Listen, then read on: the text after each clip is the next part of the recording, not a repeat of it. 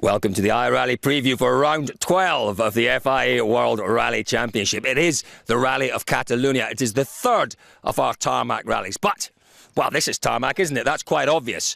But this isn't tarmac. Take a look at this. This is gravel. And we have a whole day of this. On the Friday, we have 6 stages that are very loose, very gravelly, very, very tricky indeed, with, as you saw, a little bit of tarmac thrown in. It is a proper challenge. And to be honest with you, Friday, I think, is going to determine who wins this rally. What happens on Friday will then, I think, dictate what happens on Saturday and Sunday and who eventually goes on to win Rally Catalunya. You look at it, and on the face of it, Sebastian Loeb has to just about be the favourite for this rally. First on the road, though, could be quite interesting for him on Friday. It could work one of two ways. It could either work for him or it could work against him. If it rains on Thursday night, he's in with a really good chance, because that'll bind this really loose, as I say, this loose surface. There's an awful lot of this dust here. If it rains Thursday night, it'll bind that loose surface together, and he could easily just run away with this one, Sebastian Loeb. If it doesn't rain and we get a problem with dust and with traction, well, it could be interesting, because what will happen on the first pass, for sure, certainly, the first 4 or 5 stages, you potentially lose a bit of time, Sebastian Loeb. Maybe Mikko Harvonen second on the road. Potentially Sebastian Ogier as well, third on the road. If it doesn't rain, it'll be loose. It'll be difficult for traction. But what will then happen in the evening stage? Remember, stage 6. That's stage 6. Runs at about 7:30 at night, well into the evening. It'll be properly dark by then. If it doesn't rain, it'll be hugely dusty. There won't be very much wind at that time of night. Loeb first on the road.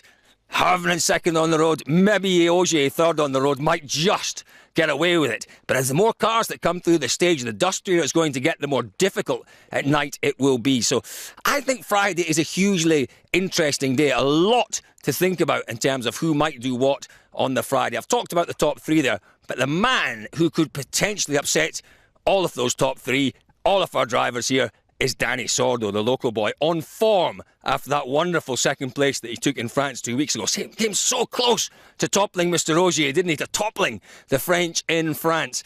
What can he do here? Again, with Dani Sordo, it will depend, I think, very much on what the weather does. If it stays dry, 8th on the road, 7th, 8th on the road, something like that on the Friday, great starting position. He could well be right there, or thereabouts, certainly, at the end of the day on Friday. And if that's the case, he'll push very hard on Saturday and Sunday, and he could be the man to win this one. It would be a fabulous story, wouldn't it? Dani Sordo winning his first event here in Spain. Mini winning their first event here in Spain. I'm not sure that's going to happen, but I think there's a possibility that it could happen. Sordo would love to win here. Mini would love to win here.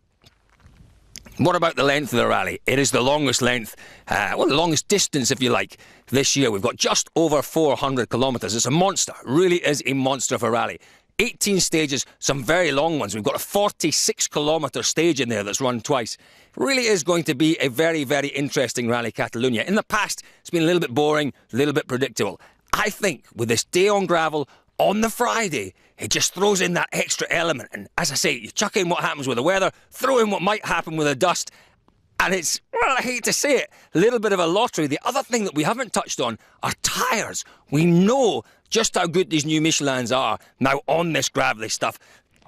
Punctures rare on the gravel, but just think back to Rally Germany, the tarmac tyre, which we'll see on certainly the Saturday and the Sunday.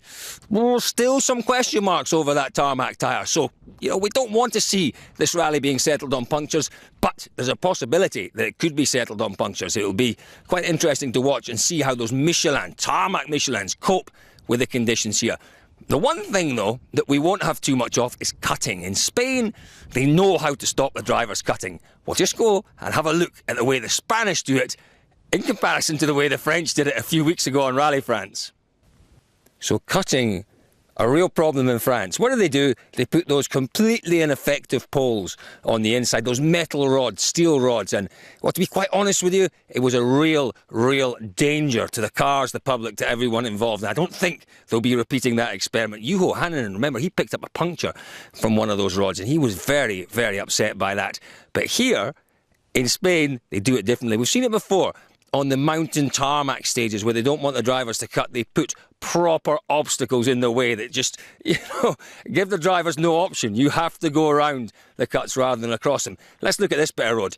They come around what is a right-hander, and you can maybe just about make out how loose that is as well. We talked about the loose. So they come round, and then what you have here is a left-hander, a sweeping left-hander, but there is the potential to take this cut right across the corner here, more or less flat out across the corner. What have they done to stop the drivers doing that? They've put these beauties in the way. These are proper rocks, big stones indeed. There's absolutely no way in the world that the drivers can cut across this farmer's olive grove, take the cut, save themselves 5 or 10 metres, but more importantly, keep the speed up. It's not going to happen. They're going to have to take that left-hander, that sweeping left-hander. They do things differently here in Spain.